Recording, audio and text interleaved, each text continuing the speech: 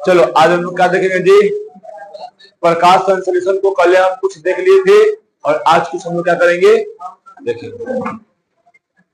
क्या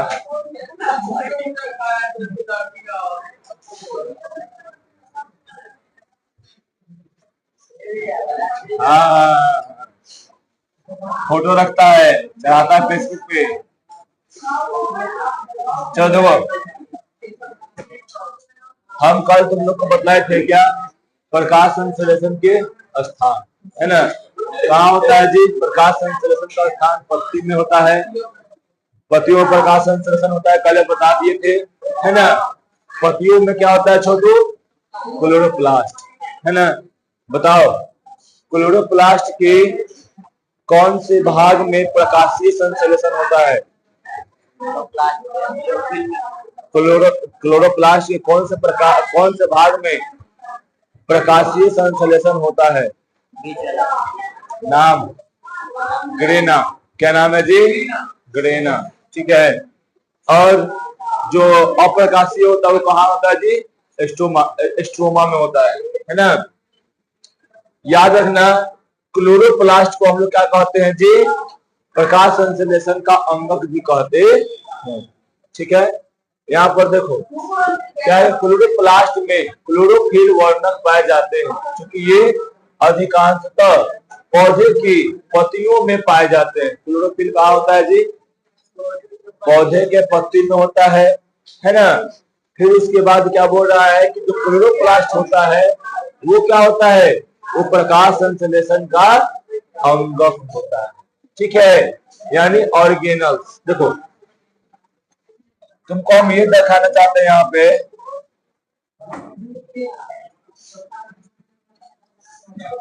ये क्या है बताओ? ये क्या है? ये है जो पत्ती है ना, ये पत्ती के आंतरिक रचना है, ठीक है। क्या है जी? आंतरिक रचना। जब इसके आंतरिक रचना को हम लोग देखते हैं तब हम लोग को दिखता है कि ऊपरी लेयर है, समझा। फिर ओकरा में बहुत सारे में संरचना पाया जाता है, ठीक है। और यहाँ पर देखो तुमको स्टोमाटा दिख रहा होगा। क्या दिख रहा है जी? स्टोमाटा। यहाँ पे जाइलम और फ्लोएम क्या दिख रहा होगा जी तुमको? उत्तक दिख रहा होगा, है ना। तो यहाँ से काट का मतलब दिखाया गया है माइक्रोस्कोप की मदद से, समझा। तो पत्ता में क्या होता है? ऐसा संरचना पाया जाता है, ठीक है। अब देखो कल ये भी बतलाए थे हम लोग कि पत्तियों और हरे तनों की बात त्वचा में क्या होता है जी? सबसे बाहरी त्वचा जो होता है वो एपिडर्मिस होता है, यानी उसका जो सबसे बाहरी त्वचा, ये जो सबसे बाहरी त्वचा है ना छोटू, ये सबसे बाहरी त्वचा है इसका, इस त्वचा को हम लोग क्या कहते हैं? एपिडर्मिस कहते हैं। क्या कहते हैं छोटू हम लोग? एपिडर्मिस, ठीक है। देखो फिर क्या बोल रहा है ना कि स्टोमाटा में एक छिद्र होती है। देखो तुमको दिख रहा है होल बिला, दिख रहा है ना, ये क्या एक छिद्र यानी होल है, समझा क्या। अब उसके बाद देखो यह छिद्र बंद और खुलता है। यह जो होता है ना छोटू, ये बंद भी होता है और खुलता भी है ना। ये देखो इकोचिया तुमको दिख रहा है, हर जो ये वाला ऐसे जो है इकोची है, स्टोमाटा, ये तो पूरा हो गया स्टोमाटा। और इकोची है हरी वाला, इसको बोलते हैं गार्ड सेल। क्या है छोटू? Guard cell. गार्ड सेल, या इसको हम लोग हिंदी में बोलते हैं द्वार कोशिका। क्या कहते हैं छोटू? द्वार कोशिका, समझा। यही द्वार कोशिका जो होता है ना, ये होल को क्या करता है? सुरक्षित करता है, ठीक है। ये द्वार कोशिका जब क्या करता है जी? जब बंद होता है तो होल क्या हो जाएगा? बंद हो जाएगा। ये द्वार कोशिका मतलब ये द्वार कोशिका ही मतलब स्टोमाटा का खुलना और स्टोमाटा का बंद होना, स्टोमाटा का खुलना और स्टोमाटा का बंद होना, वो कौन करता है नियंत्रण? वो गार्ड कोशिका यानी द्वार कोशिका क्या करता है छोटू? नियंत्रण करता है। क्या? गार्डन खुलता, एकदम सही सही भाषा में पकड़ा है। गार्डन दरवाजा खोलता है, बंद करता है, तो एकदम क्या है, तो ये गार्ड है, गार्ड कोशिका है, ये क्या करेगा, दरवाजा को बंद करेगा। ठीक है। अब उसके बाद देखो, ये पौधे में गैसों के आदान प्रदान और वाष्पोत्सर्जन में महत्वपूर्ण भूमिका निभाते हैं। गैस का आदान प्रदान, क्या कार्बन डाइऑक्साइड गैस लेता है ना, पौधा कार्बन डाइऑक्साइड गैस लेता है ना जी। छोटा कौन सा गैस है, ऑक्सीजन, है ना। तो इन गैसों का जो आदान प्रदान हो रहा है, ये कैसे हो रहा है, तो यही स्टोमाटा के द्वारा होता है। ठीक, कोई दिक्कत नहीं ना। गैसों का आदान प्रदान किससे होता है, स्टोमाटा से। ठीक है। तुमसे अगर पूछा जाए कि जो मतलब है स्टोमाटा खुलना और बंद होना, ये कौन नियंत्रण करता है, गार्ड से। ठीक है। अब स्टोमाटा की संरचना, ठीक है, तो हम लोग स्टोमाटा का संरचना को क्या करेंगे जी, पढ़ेंगे।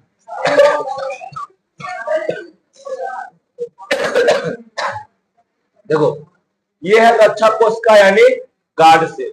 रक्षा कोशिका यानी द्वार सेल को हम क्या कहते हैं, द्वार कोशिका को रक्षा कोशिका भी कहते हैं। क्या कहते हैं उसको जी, रक्षा कोशिका भी हम लोग कहते हैं। तो स्टोमाटा का संरचना में क्या है, पहला कि रक्षा कोशिका या द्वार कोशिका या इसको क्या बोलते हैं जी, गार्ड सेल, है ना।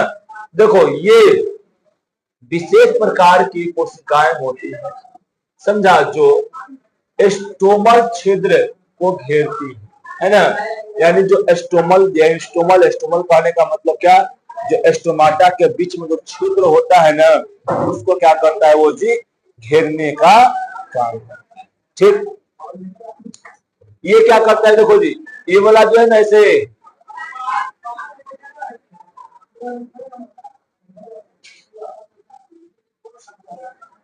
लगभग ऐसे होता है। तो ये जो गार्ड यानी ये जो रक्षक कोशिका है, रक्षक बोलो या द्वार कोशिका बोलो, ये जो द्वार कोशिका या रक्षक कोशिका है ना छोटू, ये क्या करता है, इसके बंद होने और खुलने की प्रक्रिया को करता है, समझा। इसको बंद होने यानी स्टोमाटा के क्षेत्र को, यानी स्टोमल क्षेत्र को यानी होड को बंद होने और खुलने में क्या करता है जी, नियंत्रण करता है। तो बता दिए। ठीक, अब देखो स्टोमल छिद्र, यह एक छोटा छिद्र होता है जिससे कार्बन डाइऑक्साइड को अंदर और ऑक्सीजन और पानी को बाहर छोड़ा जाता है।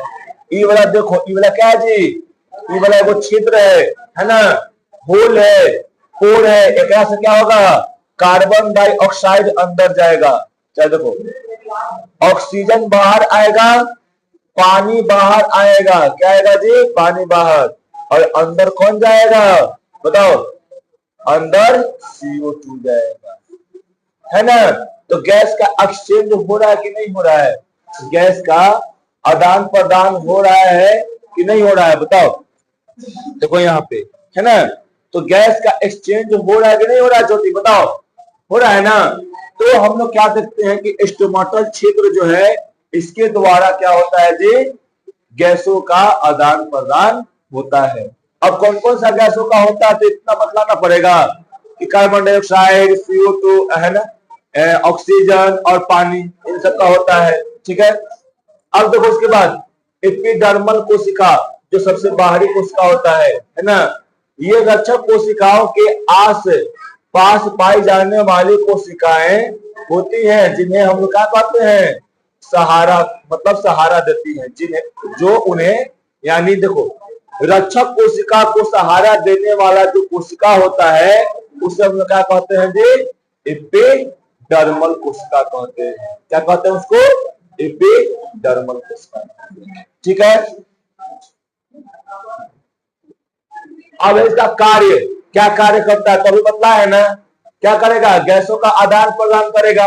तो कैसे करेगा जी, किसको लेगा किसको छोड़ेगा, कार्बन डाइऑक्साइड को क्या करेगा, अंदर लेगा, ऑक्सीजन को बाहर छोड़ देगा। अब वाष्पोत्सर्जन, है ना, तो पानी की अधिक मात्रा को जल वाष्प के रूप में क्या करता है, बाहर निकाल देता है। पानी के अधिक मात्रा यानी पानी अगर पेट में अधिक हो जाएगा उसको क्या करेगा, बाहर निकाल देगा। ठीक है, अगर पानी कम रहेगा तो क्या होगा जी, उसको नहीं निकालेगा, बंद हो जाएगा। समझा, क्या हो जाएगा, बंद हो जाएगा। ठीक है, अगर पानी का मात्रा ज्यादा रहे पेट में तो क्या करेगा उसको जी, वाष्पोत्सर्जन प्रक्रिया के द्वारा स्टोमाटा से होते हुए प्रकाश को क्या करेगा, वो पानी को बाहर करेगा। ठीक है, अब देखो जल संतुलन बनाए रखना, जब पानी की उपलब्धता कम होती है तो स्टोमाटा बंद हो जाता है। अगर पानी कम रहेगा ना, पानी का मात्रा अगर कम हो जाएगा तो स्टोमाटा देखो, अगर पेड़ पौधे में पानी का मात्रा अगर कम जाएगा तब क्या हो जाएगा जी, तब स्टोमाटा का क्षेत्र जो होगा वो बंद हो जाएगा। इसलिए बंद होगा क्योंकि उससे पानी न निकल पाए। अब पानी अगर ज्यादा मात्रा में हो जाएगा तो स्टोमाटा का क्षेत्र खुल जाएगा और पानी बाहर हो जाएगा। ठीक है, एकदम सिंपल है ना। क्या कि अगर जल के संतुलन कैसे बना के रखेगा, अब मान लो कि पानी का मात्रा कम है, स्टोमाटा खोल दे तो क्या हो जाएगा, सब निकल ना जाएगा है? जैसे में तुम्हारे यहाँ इनकम कम है और खर्चा अगर ज्यादा कर देगा तो गरीब ना हो जाएगा जी, है ना। यानी भीख ना मांगना पड़ेगा। फिर अगर पैसा जाते हैं तब तो कोई बात नहीं, चलो बाइक से चलते हैं, चाहे कार से चलो, चाहे थार से चलो, कोई दिक्कत नहीं है। लेकिन अगर पैसा नहीं है और अगर थार से चलेंगे और अगर कार से चलेंगे तो हम लोग क्या हो जाएंगे, बिक जाएंगे ना, कमजोर ना हो जाएंगे पूंजी से। उसी प्रकार होता है, हम लोग के जीवन में संतुलन आ पाएगा अगर वैसे करेंगे तो नहीं ना आ पाएगा। उसी प्रकार यहाँ पे है कि कम अगर रहेगा तो कम करेगा पानी का खर्चा, ज्यादा रहेगा तो ज्यादा करेगा पानी का खर्चा। ठीक है, देखो ये स्टोमाटा क्या है जी, ओपन स्टोमाटा है ना। आइए क्या जी, बंद है। समझा है, यहाँ पर देखो ये जो है ना ये खुला वाला है और ये क्या है, बंद। ठीक है, तुम लोग को एक होमवर्क है,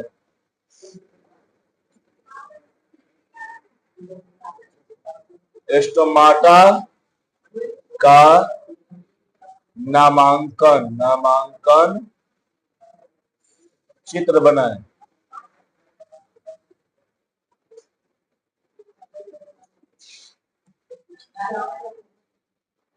क्या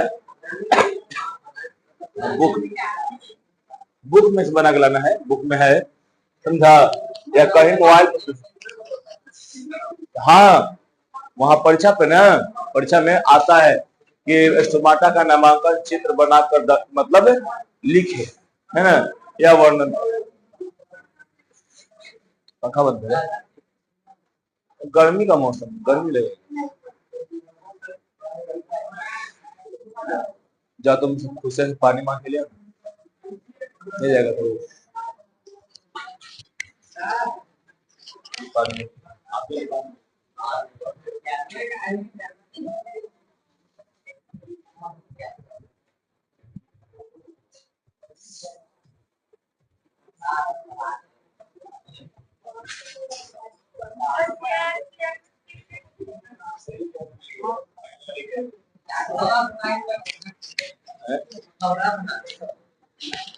चलो अब देखो उसके बाद आगे रंध्रों द्वारा वायुमंडल से CO2 वायु पतियों के भीतर कोशिकाओं में क्या होता है, विसरित, यानी डिफ्यूजन का मतलब होता है विसरण, है ना, फैलना। ठीक है, द्वारा पहुंचती है। रंध्रों का खुलना एवं बंद होना द्वार कोशिका का स्थिति पर निर्भर करता है। ठीक है, जब द्वार कोशिकाएं जल अवशोषित कर फूल जाती है तो रंध्र क्या हो जाता है जी, खुल जाता है। इसके विपरीत क्या होगा जी, जब द्वार कोशिकाओं का जल बाहर निकल जाता है तब वो क्या हो जाता है जी, सिकुड़ जाता है, यानी रंध्र क्या हो जाएगा जी, बंद हो जाएगा। द्वार कोशिका जब क्या होगा, जल लेकर वो जल अगर भर जाएगा तो मोटा ना हो जाएगा, अब मोटा हो जाएगा तो क्या हो जाएगा, वो फूल जाएगा, समझा। और जैसे ओकर में से क्या कर जाएगा जी, निकल जाएगा पानी, जैसे पानी निकल जाएगा तो क्या हो जाएगा जी, वो पतला हो जाएगा, यानी वो पचक जाएगा तो क्या हो जाएगा, द्वार बंद। ठीक है। अब देखो प्रकाश संश्लेषण प्रक्रिया के लिए आवश्यक पदार्थ बताओ। प्रकाश संश्लेषण प्रक्रिया के लिए कौन कौन से पदार्थों की आवश्यकता होती है?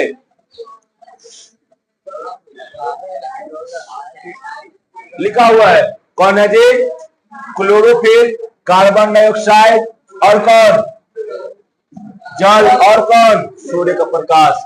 इन सभी चीजों का बहुत बहुत बहुत महत्व होता है ना, होता है ना। प्रकाश संश्लेषण के लिए प्रकाश संश्लेषण के लिए इन 4 पदार्थों की क्या होता है जी, आवश्यकता होती है। कौन कौन, क्लोरोफिल यानी पर्णहद क्लोरोफिल, जल और कौन, कार्बन डाइऑक्साइड और कौन है जी, सूर्य का प्रकाश।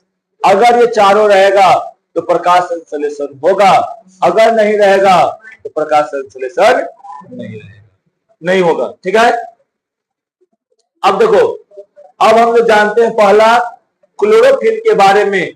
क्लोरोफिल का रंग कैसा होता है जी, दिखा दिए है ना, जैसन होता है वैसे रंग से लिख दिए हैं, कोई दिक्कत।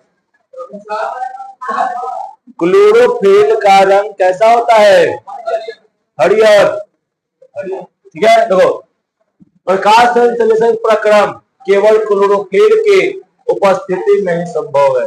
अगर मान लो कोई पौधा को प्रकाश न मिले तो क्या प्रकाश संश्लेषण हो पाएगा?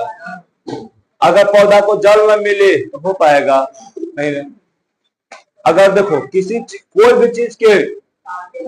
भी चीज को क्या चाहिए जी, जो आवश्यकता है वो सभी मतलब पदार्थों की आवश्यकता, जिन पदार्थों की आवश्यकता होती है उसको उन पदार्थों की उपस्थिति कराना मतलब अनिवार्य होता है। अगर उन पदार्थों का हम लोग क्या करते हैं जी, उपस्थिति नहीं करवाते हैं, तब क्या होता है ना कि उसमें वो जो प्रक्रिया होता है, कोई प्रक्रिया हो, वो प्रक्रिया उसमें नहीं होगा। उसी प्रकार क्या होता है यहाँ पे कि यहाँ पर क्या होगा ना कि अगर क्लोरोफिल नहीं रहेगा, सूर्य का प्रकाश नहीं रहेगा, या क्या रहेगा, कार्बन डाइऑक्साइड या जल, अगर एक में से इनमें से क्या रहेगा, कोई एक भी अगर ना रहे तो प्रकाश संश्लेषण की प्रक्रिया। ठीक है। तो अगर इन सभी में से क्या रहेगा, एक भी नहीं रहेगा तो संभव नहीं होगा। और क्लोरोफिल तो एकदम क्या है, मस्ट है सब में, क्योंकि अगर कोई सूर्य के प्रकाश को अवशोषित करता है तो वो कौन करता है, क्लोरोफिल करता है। कौन करता है जी, क्लोरोफिल करता है। क्लोरोप्लास्ट में तो क्लोरोफिल होता है, बतवाए के नहीं है। हम बोले तुम्हारा समझाए तुमको न थे, तो पूरा घर है क्लोरोप्लास्ट हो गया बोला, अतुरा में वो रूम है तो क्या है, तो क्लोरोफिल। तो देखो क्लोरोप्लास्ट में ही क्या होता है, क्लोरोफिल। ठीक है। तो क्लोरोफिल का देखो, क्लोरोफिल अगर नहीं रहेगा तो प्रकाश संश्लेषण की प्रक्रिया संभव नहीं है। अगर ये रहेगा तभी प्रकाश संश्लेषण की प्रक्रिया संभव। क्लोरोफिल प्रकाश की ऊर्जा को अवशोषित करता है ना, जिससे क्या होता है, जो प्रकाश संश्लेषण प्रक्रिया संपन्न। तो बहुत हल्का चीज है, बहुत बार बताए हैं कि प्रकाश संश्लेषण की प्रक्रिया कब होगा, जब क्लोरोफिल सूर्य के प्रकाश को अवशोषित। क्लोरोफिल के अणुओं को प्रकाश संश्लेषण इकाई यानी कहते हैं। जो क्लोरोफिल के अणु होते हैं उसको क्या कहते हैं जी, प्रकाश संश्लेषण का इकाई कहते हैं। क्या कहते हैं छोटू, प्रकाश संश्लेषण का इकाई कहते हैं इसको क्लोरोफिल। क्लोरोफिल के अणु को क्या कहते हैं छोटू, प्रकाश संश्लेषण का इकाई कहते हैं। कोई दिक्कत? बोलो। अब लो, क्लोरोफिल है तो क्या क्लोरोफिल बना हुआ है? मतलब ऐसे बना हुआ है, कोई परमाणु होगा, परमाणु से अणु बना है ना? जो कैसे तुम्हारा शरीर का इकाई क्या है? कोशिका, उसी प्रकार उसका एक अणु होगा, समझा? वही क्या कहलाएगा उसमें? इकाई, समझा? तो क्लोरोफिल के अणुओं को क्या कहते हैं छोटू? प्रकाश संश्लेषण का इकाई। क्या क्या बोल रहा है? हाँ, क्लोरोफिल के अणु को अगर बताओ प्रकाश संश्लेषण करवाना है तो इसकी आवश्यकता जरूरी है जी, तो इसके लिए महत्वपूर्ण हो गया।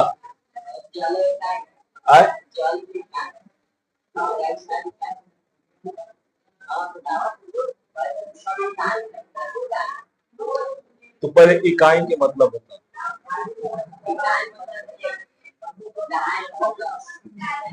तो मैं थोड़ा दिमाग घुसा है ना, तुम मैं तो लाया पर दिमाग घुसेले है, ठीक है? तो अभी क्लियर नहीं होगा, समझा? तो क्लियर करते हैं। देखो उसके बाद देखो यहाँ पर क्या है ना छोटू, प्रकाश संश्लेषण प्रक्रिया केवल हरे पादपों में होता है, याद रखना, पर वास्तव में पौधे का हरा होना अनिवार्य नहीं है, समझा? प्रकाश संश्लेषण का प्रक्रिया जो है वो हरे पौधों में होता है, लेकिन कोई अगर नहीं हरा भी है उसमें भी प्रकाश संश्लेषण की प्रक्रिया होता है, ठीक है? क्योंकि लाल और भूरे रंग के पौधों में भी प्रकाश संश्लेषण प्रक्रिया होती है, जैसे में समुद्री घास या अन्य पौधे।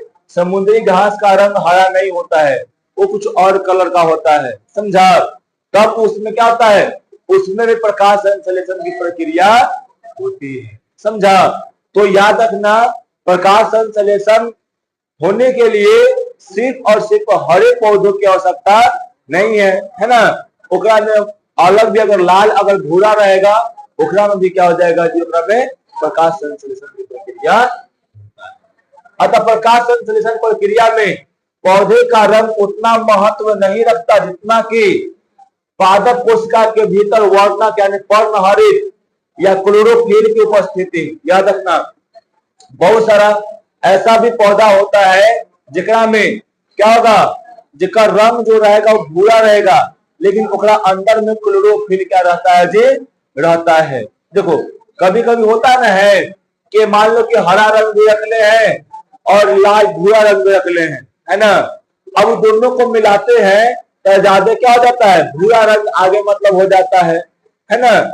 जैसे मैं तुम लाल रंग मिलाओ, चाचा हरा रंग मिलाओ, अब भूरा रंग मिलाओ, तो कभी कभी होता ना है कि ज्यादा अगर भूरा रंग का हो जाएगा मात्रा तो भूरा रंग वाला क्या हो जाएगा? वो मतलब तुमको दिखेगा वो भूरा दिखेगा, लेकिन ओकरा में हरा रंग भी तो होता है ना? उसी प्रकार होता है। तो क्लोरोफिल का होना अति आवश्यक है, उसके रंग पर डिपेंड नहीं करता प्रकाश संश्लेषण, ठीक है?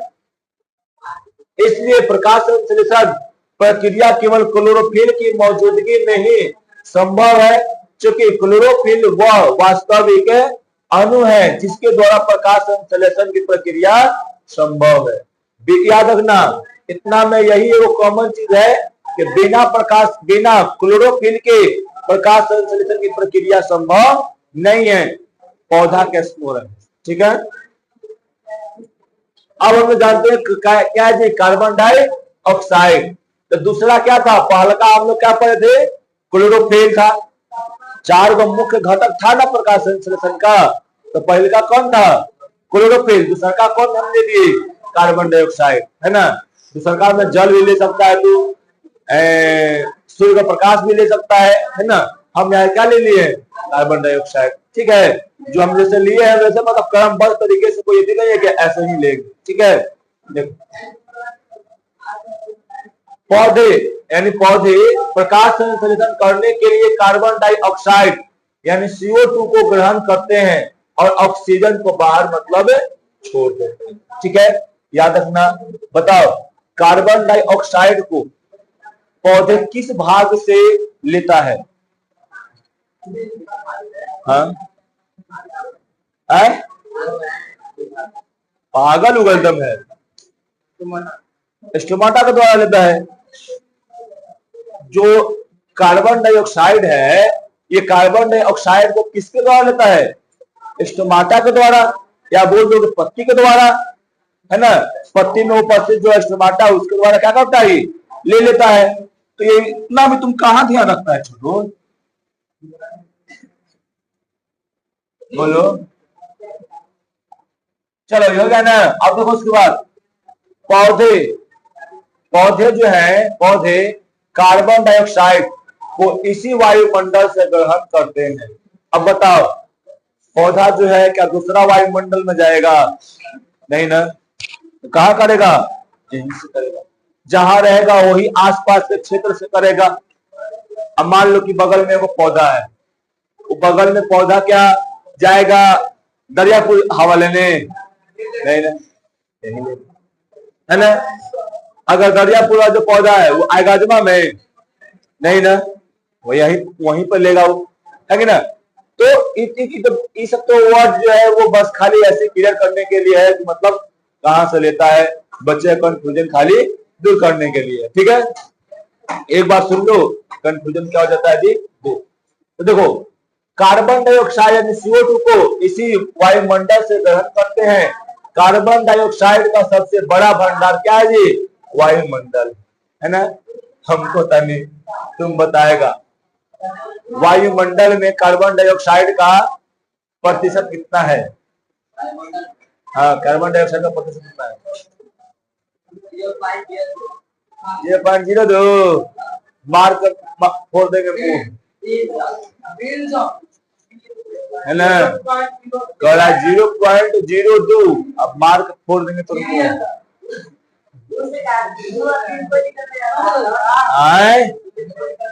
कोई दिक्कत नहीं रहता है। तानी पुनी पॉइंट में बढ़ता है तो ग्लोबल वार्मिंग होता है। तानी पुनी अगर पॉइंट बढ़ जाएगा ना तो ग्लोबल वार्मिंग होता है, समझा। कह रहा कि होते नहीं, तुम मतलब नहीं आए। बुझा रहा है तुमको कितना गर्मी गिर रहा है अभी? ये नहीं गिर रहा है। पंखा बंद करो, बंद करो पंखा। नहीं गर्मी गिर रहा है भाई, ठंड तो ज्यादा लग रहा है तो बीमार पड़ जाएगा, है ना। नहीं, खिड़की में नहीं खोलना है। नहीं गर्मी गिर रहा, तुमको बुझाएगा, किया थोड़ा मारेंगे। ठीक है, देखो वायुमंडल में गैसों की प्रतिशत, कार्बन डाइऑक्साइड कितना है जी? 0.03%। नाइट्रोजन कितना है जी? 78। ऑक्सीजन 21। अन्य गैस जो अदर गैस कितना है जी? 0.97% रहेगा, याद ना है। मेन वाला में तुमको बताते हैं, तिमाही परीक्षा में हम तुमको 11 में से 0 को पक्का देंगे। अब कौन देंगे तुम सोचते रहो। हाँ तो ऐसे याद रहे ना, तो 0.0 तुम बता दिया। देखो, कार्बन डाइऑक्साइड लकड़ी, लड़की नहीं, हाँ लकड़ी नहीं, लड़की नहीं, लकड़ी, कोयला, ईंधनों के जलने से वायुमंडल के द्वारा अपघटन से श्वसन, जीवाणु के द्वारा अपघटन से श्वसन क्रिया इत्यादि से वायुमंडल में मुक्त हो जाता है। जैसे हम लोग लकड़ी को जलाते हैं ना, कहीं कहीं देखो हमारे देश में लकड़ी के साथ लड़की को भी जलाया जाता है। और आज से कुछ साल पहले, 100-150 साल पहले, लड़कियों को जब उसके पति जी मर जाते थे तो क्या होता था? उनको जिंदा जला दिया जाता था, है ना। और विवाह कैसे से होता था जी? विवाह मान लो 12-13 साल की लड़की है, उसको विवाह हुआ 40 साल 45 साल के आदमी से, है ना। 13-14 साल के लड़की के शादी किससे हुआ? 40-45 साल के मतलब लड़का से हो गया, है ना। अब वो जैसे ही लड़की जो है 25-30 साल के होते थे, वो आदमी जो है कोई रोग से कोई चीज से करके 60-70 साल में क्या होता था, मर जाता था। समझा। अब वो जैसे ही मर गया, पहले प्रथा था क्या, सती प्रथा। वो प्रथा में क्या होता था कि लड़कियों को जिंदा उसी मतलब उसके गोद में ही, यानी लड़की के गोद में उसके पति का सर रख के उसको बैठा दिया जाता था और वहां पर उसको क्या कहते, आग लगा के चिता में और जला दिया जाता था। नहीं, ऐसा प्रधान हमारे देश में नहीं था। पत्नी मर गई तो दूसरा ब्याह कर लेगा, लेकिन पति मर गया तो लड़कियों को जलना पड़ता था। बहुत सारी लड़कियां नहीं जलती थी, कहते थे कि नहीं हम नहीं जलेंगे, हम भी आगे जीवन जिएंगे। उसको बलजोड़ी रस्सी से बांध के उस चिता पे बांध, हाँ साथे बांध दिया जाता था बलजोड़ी रस्सी से, समझा। और बांध कर क्या किया जाता था जी, उसको जला दिया, है ना। ठीक है। इसलिए फिर क्या हुआ, इसके खिलाफ आंदोलन हुआ और हमारे जो यहाँ पे जो अंग्रेज लोग आए थे हमारे देश में, वो भी कुछ इसका मतलब खिलाफ किए सती प्रथा का, और सती प्रथा हमारे देश से। फिर उसके बाद बाल विवाह भी क्या हुआ जी, फिर उसके बाद खत्म हुआ, है ना।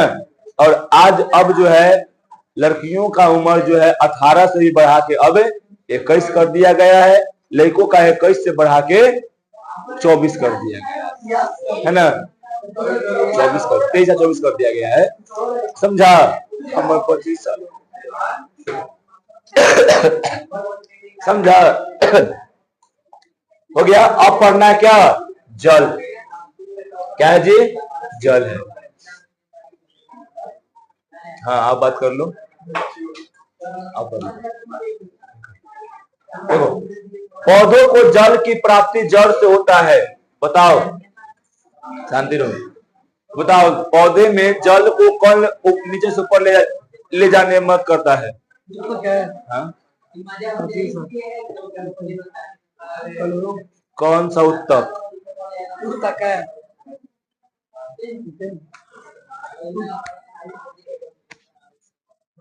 बता छोटू, आदित्य,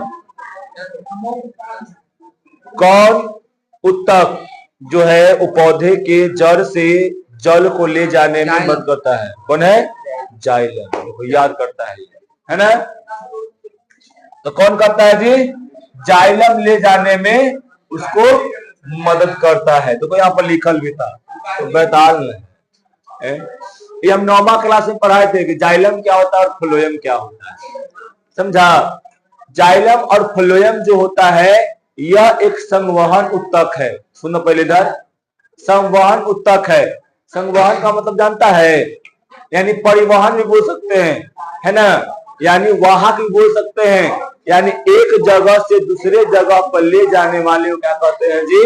संवहन उत्तक कहते हैं, है ना। क्या कहते हैं उसको? संवहन उत्तक कहते हैं, समझा। यानी देखो, संवहन उत्तक दो प्रकार के होते हैं, एगो जाइलम होता है और एक क्या होता है जी?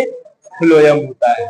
जाइलम का काम क्या होता है कि जड़ से पानी को क्या करता है जी? उठा कर कहाँ ले जाता है? पत्तियों में पहुंचाता है, और पत्ती में जो भोजन बनता है उन भोजनों को क्या करता है जी? फ्लोएम पूरे मतलब बॉडी में डिस्ट्रीब्यूट करता है। जाइलम जो होता है वो एक दिशा में चलता है, ठीक है। जाइलम जो होता है वो क्या करता है जी? एक दिशा में काम करता है, जड़ से सीधे पत्ती में ले जाने का। लेकिन फ्लोएम जो है वो सभी दिशाओं में क्या करता है जी? खाने को पहुंचाने का करता है। यानी यह बहुत ही मतलब काम करता है, ठीक है। बोलो,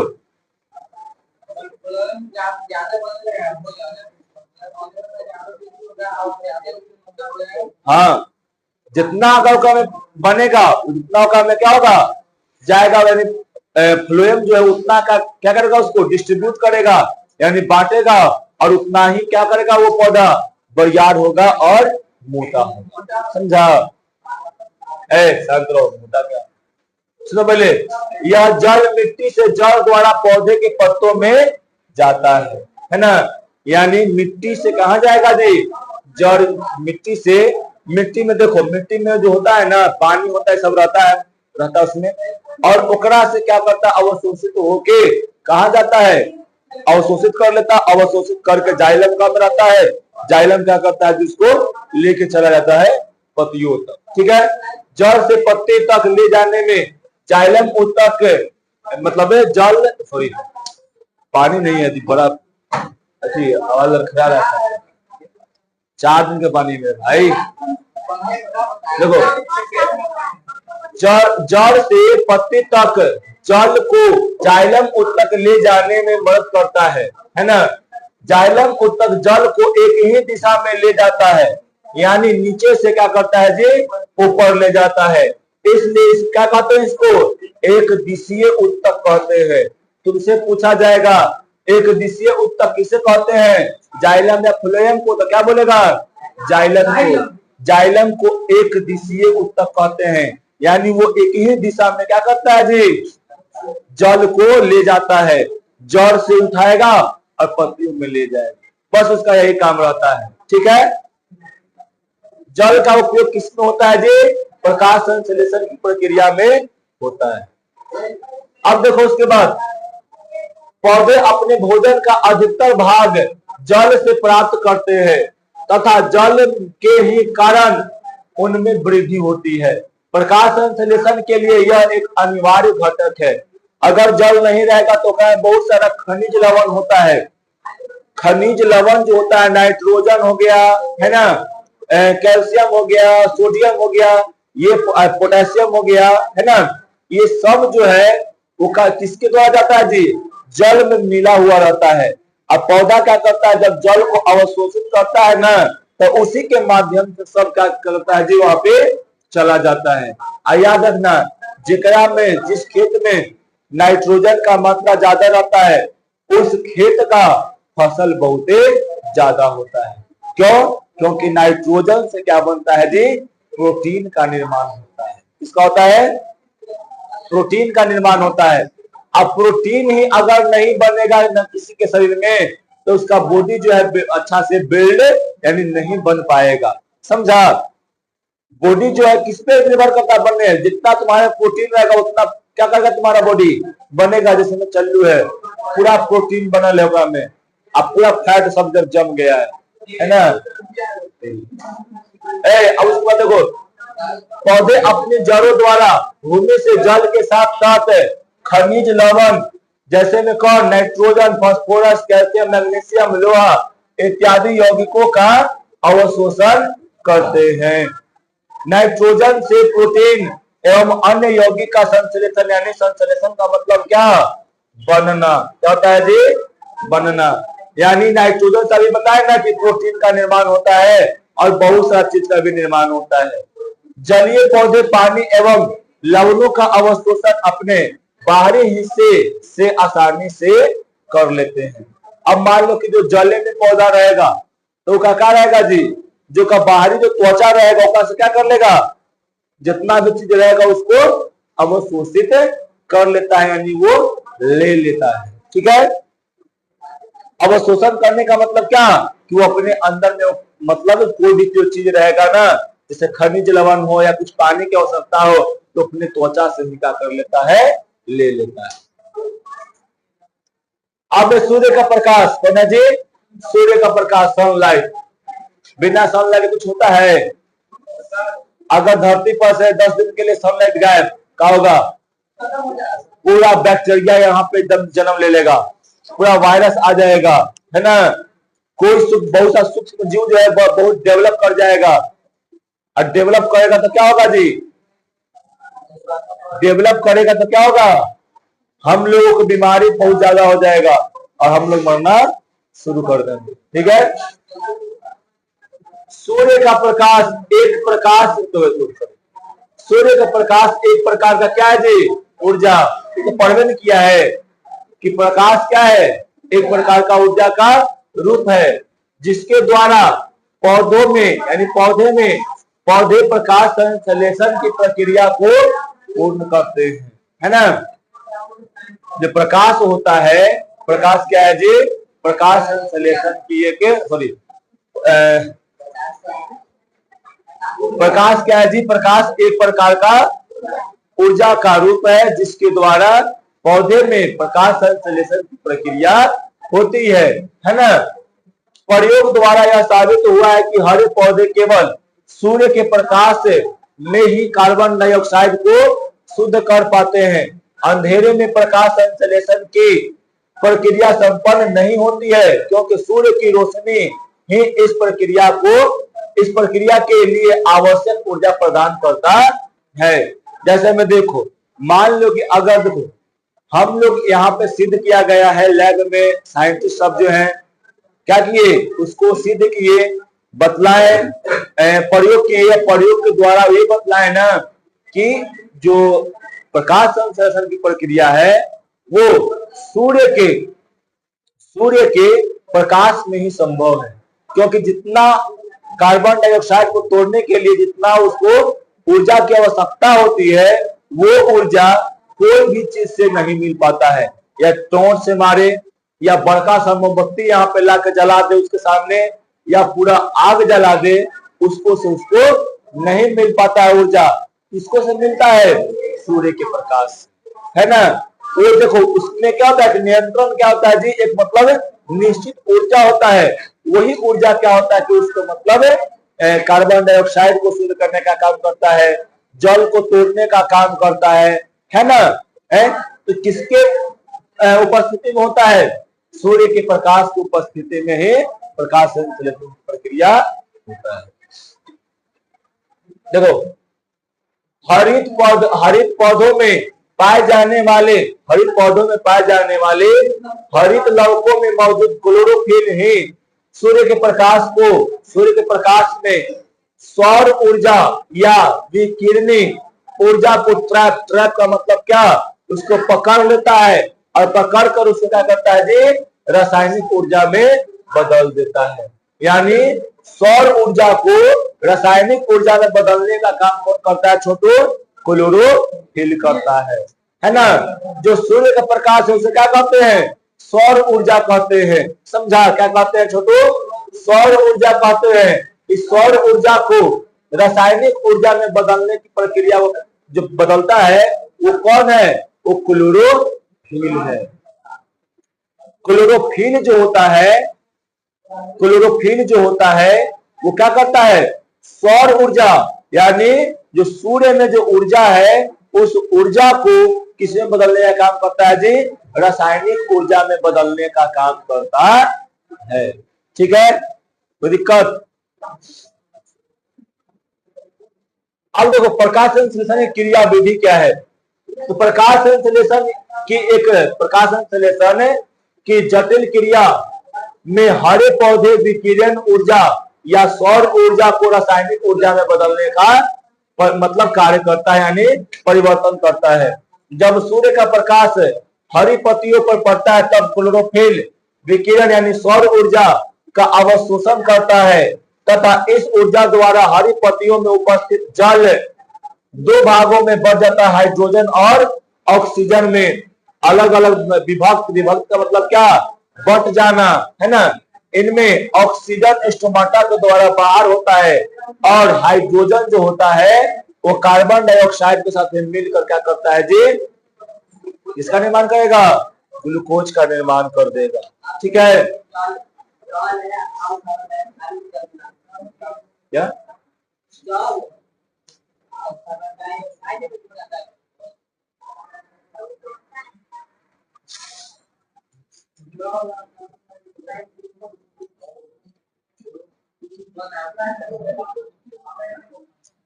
यहाँ सनलाइट हो जाएगा,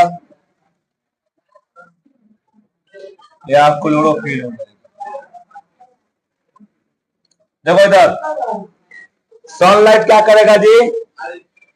इसको जल को तोड़ेगा, ऑक्सीजन यहाँ आ गया तो बाहर आ जाएगा ऑक्सीजन। ठीक है, ये जाएगा यहाँ पे, समझा। जब जाएगा वहां पे ना तो यहाँ दो चीज का निर्माण होगा एकरा में। किस चीज का निर्माण होगा? एक पानी का निर्माण हो जाएगा और फिर क्या हो जाएगा जी? बताओ, ग्लूकोज का निर्माण हो जाएगा। समझ में आया? बोलो क्या? तो हाँ अलग है, प्लस समझा? सनलाइट इसको भी तोड़ेगा, इसको भी तोड़ेगा, दोनों को तोड़कर क्या बनाएगा? ग्लूकोज, ऑक्सीजन और ठीक है। देखो प्रकाश संश्लेषण की पूर्ण क्रिया विधि में प्रकाश की आवश्यकता नहीं हो पड़ती है ना, लेकिन प्रकाश जल के विभक्त करने यानी जल को विभक्त करने यानी उसको तोड़ने के लिए प्रकाशीय अपघटन की आवश्यकता होती है। प्रकाश संश्लेषण के इस प्रथम चरण को प्रकाश अभिक्रिया यानी लाइट रिएक्शन कहते हैं। लाइट रिएक्शन हम तुम लोग को पढ़ा दिए हैं, है ना। प्रकाशीय अभिक्रिया है जो प्रकाश की उपस्थिति में होता है ग्रेना में, है ना। प्रकाश संश्लेषण के इस द्वितीय चरण को क्या कहते हैं? देखो बतलावे कि प्रकाश संश्लेषण दो प्रकाश संश्लेषण की जो प्रक्रिया है वो दो प्रकार का होता है। एक प्रकाश की उपस्थिति में होता है जिसको क्या कहते हैं? प्रकाश अभिक्रिया या प्रकाशीय अभिक्रिया कहेंगे। और प्रकाश के बिना उपस्थिति में होता है उसे क्या कहते हैं? अप्रकाशीय कहते हैं, है ना, यानी डार्क रिएक्शन कहते हैं। अब है क्या? जंतुओं में पोषण। तो प्रकाश संश्लेषण तुम्हारा क्या हुआ? खत्म हुआ, ठीक है। प्रकाश संश्लेषण जो है तुम्हारा खत्म हुआ, ठीक। अब हम लोग क्या पढ़ेंगे? जंतुओं में पोषण। तो देखो जंतु भोजन के लिए पूर्ण रूप से अन्य जीवों पर क्या रहता है? निर्भर रहता है, ठीक है। जंतु जो होता है किस पर रहता है जी? अन्य जीवों पर निर्भर रहता है। उसे हम लोग क्या कहते हैं? परपोषी कहते हैं। अब मान लो हम लोग हैं, किस पर निर्भर है जी? किसी और पर निर्भर है ना, तो वो क्या कहलाएंगे? परपोषी। तुम बताओ सोनू क्या कहलाएगा? परपोषी कहलाएगा, है ना। दूसरे पर निर्भर है।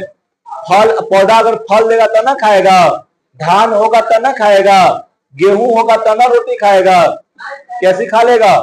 नहीं ना खा पाएगा, ठीक है। देखो परपोषी जंतु तो 3 प्रकार के होते हैं। मृतजीवी भी होते हैं, परजीवी होते हैं और प्राणी संपोषी भी होते हैं। मृतजीवी कौन जी? जो सड़े गले पदार्थों से अपना भोजन करते हैं। परजीवी कौन? जो दूसरे के साथ रह के अपना फायदा करते हैं, समझा। और प्राणी संपोषी क्या होगा जी? जो क्या करेगा?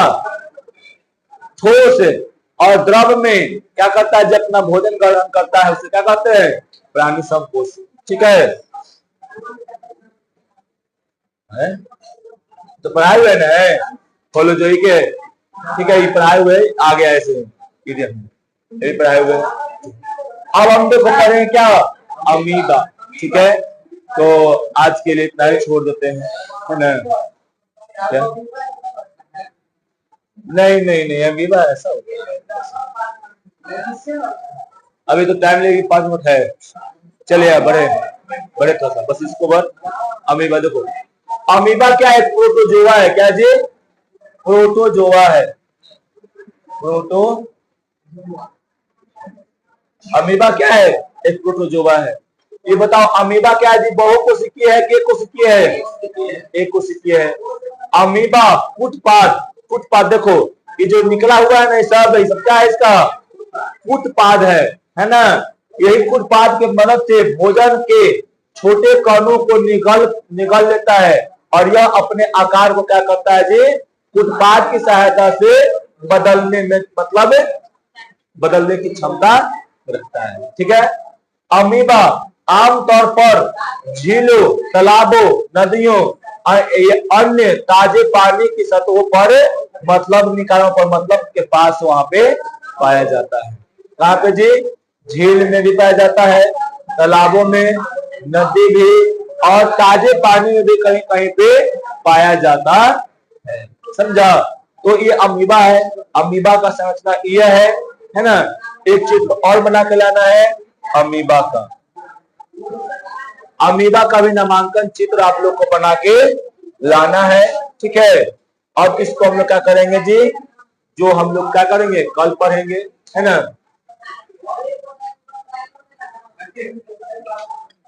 हमें पोषण था।